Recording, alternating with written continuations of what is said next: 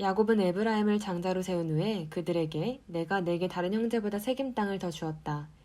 이것은 내가 칼과 활로 아모리 족속의 손에서 빼앗은 것이라 말합니다. 이때는 아직 가나안을 차지하기 훨씬 이전인데 어떻게 이렇게 벌써부터 땅을 가지고 있는 것처럼 말할 수 있을까요? 여기에는 두 가지 해석이 있습니다. 먼저 그들이 전에 세겜을 멸망시킨 후 그 땅이 그때부터 야곱 족속의 소유로 남아있으므로 이를 그들에게 넘겨준 것이라는 해석입니다. 그러나 이는 여러 가지 면에서 맞지 않아 보입니다. 일단 세겜은 야곱이 정복한 것이 아니고 그의 아들들이 한 것이며 야곱은 이로 인해 자녀들을 야단쳤었습니다. 즉 야곱이 칼과 활로 빼앗은 땅이 아닙니다. 또한 야곱의 아들들이 세겜을 멸망시키고 그 당시의 주변 지역을 장악했다 해도 그 땅에 살거나 연속적으로 지배하지 않으면 그들의 것으로 남을 수 없습니다. 야곱의 가족들이 떠나버리고 나서 아무나 들어와 수백 년간 살게 되면 그들의 땅이 되어버리는 것입니다. 그러므로 야곱은 요셉의 후손들에게 이 땅을 줄 수가 없습니다. 두 번째 해석은 야곱이 믿음으로 이미 그 땅을 차지한 것으로 여기고 요셉의 후손들에게 주었다는 과거 시제로 말했다는 것인데 이 해석이 더 근접한 것이 아닐까 합니다. 성경에서는 확실하게 일어날 미래의 일을 과거 시제로 표현하는 경우가 종종 있습니다. 그는 장차 이루어질 가나안 정복 사업을 마치 자기의 손으로 이미 행한 것처럼 묘사하고 있는 것입니다. 내가 빼앗았다라는 말은 그의 후손을 자신과 동일시해서 묘사한 표현으로 볼 수 있습니다. 아모리 족속이란 가나안 정복 당시 그 땅을 대표하는 민족을 가리키는 표현입니다. 그는 후손들이 전쟁을 통해서 그 땅을 얻을 것임을 알고 있으므로 이미 소유하고 있는 것처럼 세겜 지역을 에브라임과 므낫세에게 미리 상속한 것입니다. 후에 가나안에 들어갔을 때 에브라임과 므낫세 지파는 굉장히 넓은 땅을 차지하였는데 세겜 지역까지 갖게 되므로 다른 형제들보다 그 땅을 더 받은 것과 같이 되었습니다. 세겜 땅은 곡창지대이고 가나안에서 교통의 중심지입니다. 세겜은 또한 아브라함이 가나안에 들어온 후 처음 언약을 받고 단을 쌓은 곳이고 야곱도 밧단아람에서 돌아와 단을 쌓은 땅입니다. 후에는 요셉의 뼈가 묻히기도 합니다. 야곱은 성령의 감동을 받아 가나안에서 제일 좋은 지역이고 그들 족속에게 가장 유서 깊은 세겜 땅을 장자인 요셉에게 배정해 준 것입니다. 야곱은 이제 모든 자녀들을 불러 모아서 유언을 하기 시작합니다. 그는 아들들아 모이라 내가 후일에 당할 일을 이야기하겠다고 선언합니다. 야곱이 후일 당할 일을 말하겠다는 것은 하나님께서 그에게 앞일을 보이시고 예언하게 하시기 때문이지 단순히 영적인 지도자로서 죽기 전에 자신의 영역을 과시하기 위함 같은 것은 아닙니다. 사실 이 예언의 핵심은 미래 역사의 흐름, 그 중에서도 특히 메시아를 통한 인류 구원과 관련된 중요한 내용들을 알려주기 위한 것입니다. 나머지 예언들은 모두 한두 가지 특징들만을 언급하는 수준 정도라고 봐도 될 것 같습니다. 왜냐하면 하나님의 관심은 오로지 자녀들의 믿음과 인간 구원을 어떻게 이룰 것인가에 초점을 맞추고 계시기 때문입니다. 이제 야곱은 죽음을 앞두고 하나님의 큰 선지자로서 창세기의 마지막 족장으로서 하나님 나라에 대한 가장 중요한 예언을 하고 가려고 합니다.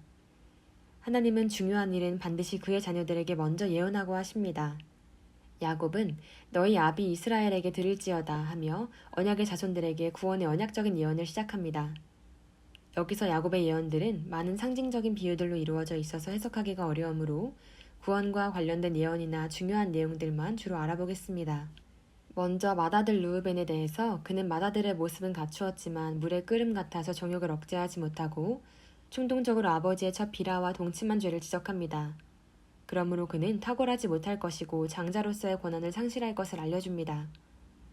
르우벤의 충동적인 모습은 이집트에 곡식을 구하러 가서 베냐민을 다시 데려오지 못하면 자신의 두 아들을 죽이라고 말한 것을 봐도 엿볼 수 있습니다.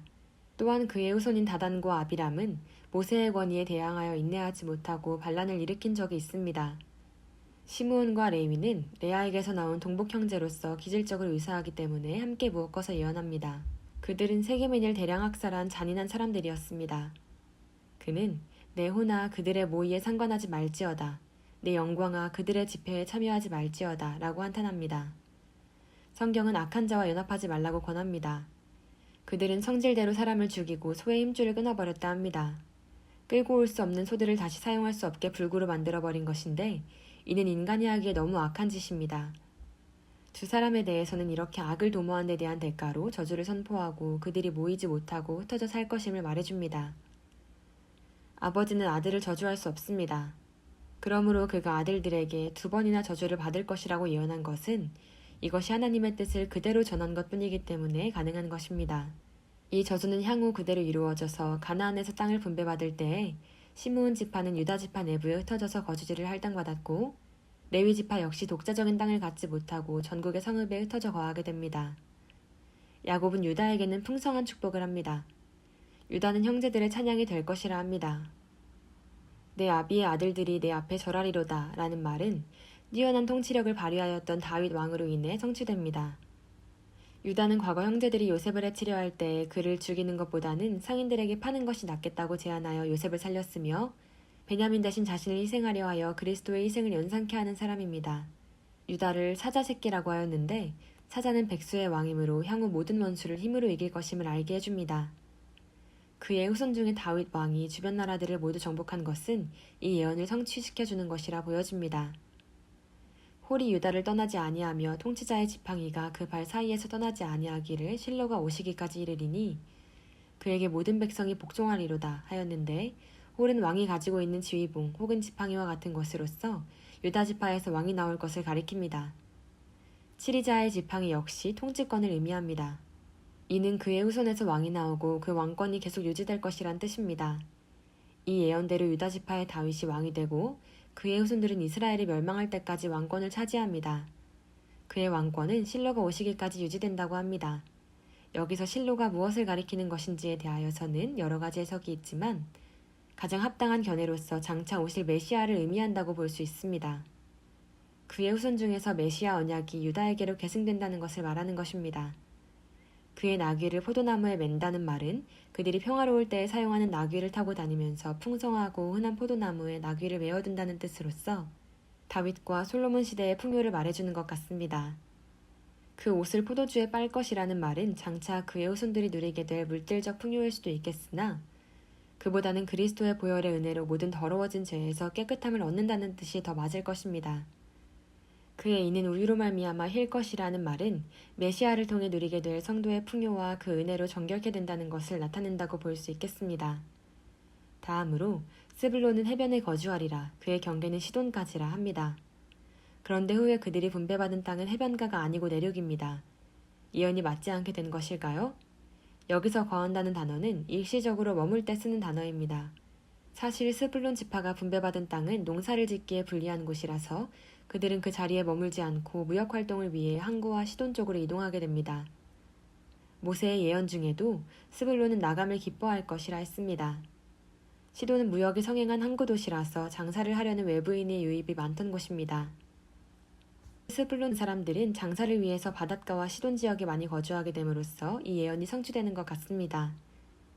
이사갈에 대해서는 양의 우리 사이에 꿇어앉은 건장한 나귀라고 하였는데 그들은 나귀처럼 힘이 세고 자기 일은 용감히 잘하지만 우직하고 단순하여 힘든 농사일에 주로 전념하게 될 것임을 추정할 수 있습니다.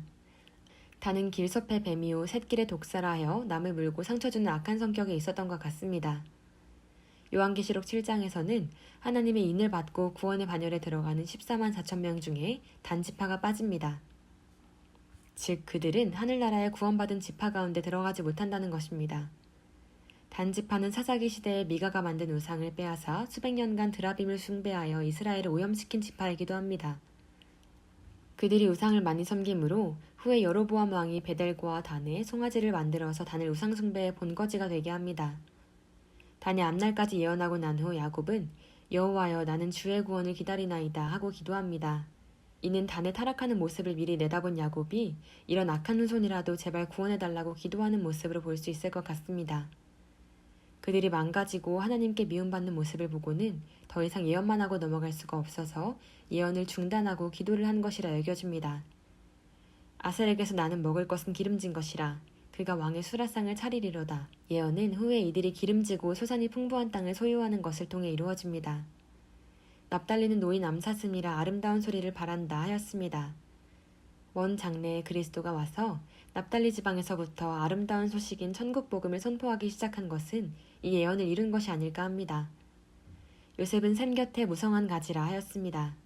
샘 곁의 나무는 가뭄이 심해도 재해를 당하지 않는 축복받은 나무입니다.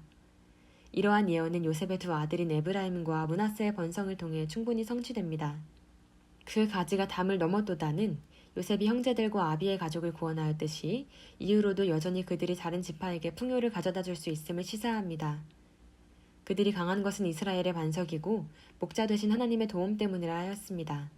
여기서 목자는 시편 23편에 여호와는 나의 목자시니 라고 한 것과 같이 하나님을 가리키는 것으로 봐야 합니다.